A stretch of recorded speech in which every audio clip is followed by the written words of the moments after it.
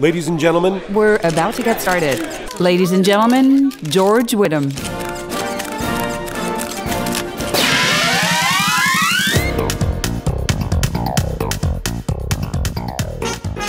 Hi, this is George Whittam reporting for Whittam's World. This week's question is about shotgun microphones, and it came in from Ben. Ben writes, could you go more in depth on shotgun microphones? Whether it's on a forum or with Buffalo Dan the Mustache Man, you've stated that the NTG3 is very similar to the 416, especially when a high-pass filter is applied. Well, even with the high-pass filter, what would not be similar between these microphones? Would a sound engineer be able to tell the difference? Will you still get a professional broadcast quality with the NTG3? Many artists state that they use the 416 as their promo mic, but a different microphone is used for character voices or audiobooks. Is it necessary to have a large diaphragm condenser available when you own a 416 or an NTG3? Is it true that not a whole lot of EQ is needed on these microphones? Is either one better for a more resonant voice? All right, well, there's a lot of questions stacked up in there. I'll try to chisel through them one at a time. What would not be similar between these two microphones? Well, I don't have an NTG3 here. I do have a Sennheiser 416, which was on loan to me for a very long time from my dear client, Sylvia Viagran.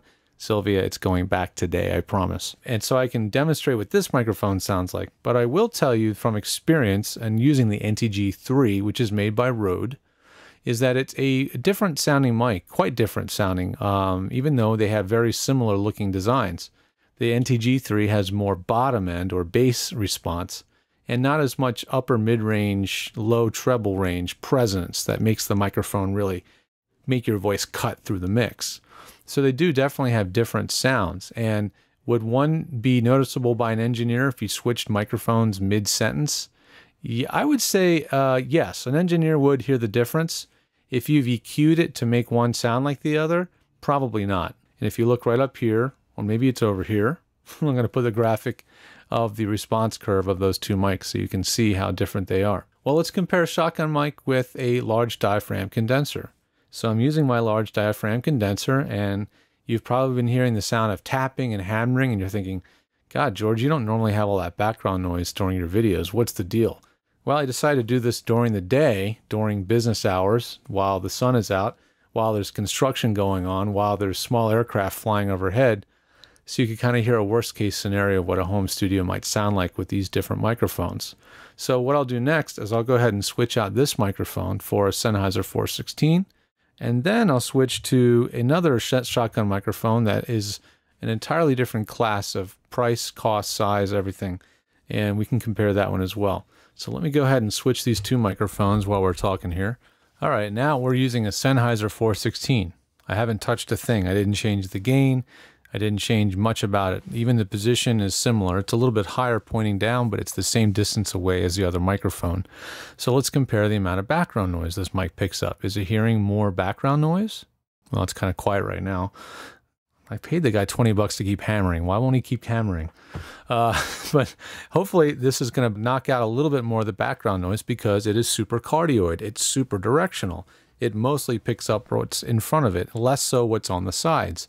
And that's the whole idea of a shotgun mic. But these mics also have distinctly different voicings. But you might find they're more similar to each other than you'd probably expect, no matter how different the microphones are. They're voiced to sound a certain way, and that way happens to be rather similar. So that's the way a 416 would sound, and it really does work well for promo because it cuts through the mix. Because of its response, it tends to take a voice and help the engineer elevate the voice out and above the effects and the background music. It just works really well for that. But it's just not the greatest mic for doing audiobooks because it tends to be a little bit shrill, strident, a little bit too aggressive, a little bit too present. It may not be a mic you want to listen to over the course of a long audiobook. That being said, if it was the only mic you owned and you put all of your pennies and savings into this mic, it's not going to keep you from doing great audiobook work, and I can EQ one mic to sound like another mic. Not identical, but I can make two mics sound almost exactly the same. Check it out over VOstudiotech.com. I can show you how that works. So don't worry about that. Is it true, though, that not a whole lot of EQ is needed? Well, it depends. Depends on your voice, depends on your room, depends on how you work the microphone, and it depends on the final mix and how the voice and your mix will fit together. I think, depending on your voice quality in the room you're in, any one of these could work well on a resonant voice. Well, let's try another mic. Let's say you are in a small room. Small rooms, like whisper rooms, anything that's really confined, has a lot of low-end resonance, like I talked about last week on the episode about acoustics, episode 30. So some microphones have a lot less low-end response. They're less sensitive at the bottom end. Well, the least sensitive out of all three of these microphones that I have here at the lowest end frequency range is this AT875R. So let's go ahead and switch the cable to the AT875R and let's compare how these two microphones sound. Well, now we've got a saw going. Whoopee, a saw. And we're hoping that it's helping to reduce the background noise, but I can tell by how loud that saw is, it doesn't matter what microphone I'm using, it's gonna hear that background noise. Some noises are just so intense that a microphone, no matter how directional, is still gonna pick up too much background noise for voiceover recording. But the AT875R is definitely a microphone that's gonna be friendlier in small acoustical spaces because it tends to counteract the resonance of the room.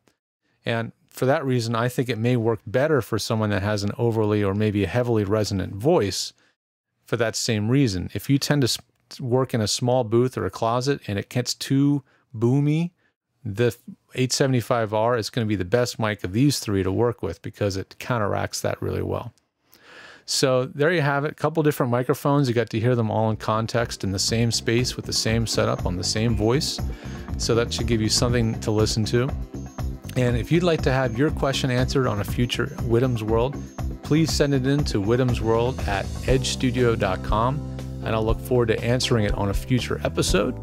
Send them in. We need your questions. That's what keeps the show driving forward. And if you've got specific questions on something that needs attention, that's more of a custom situation, something that's time sensitive, or you just want to get your hand held through a process that you're having a hard time with, that's what my tech support services are all about over at vostudiotech.com. Once again, my name is George Whittam, and this has been Whittam's World. Thanks for watching.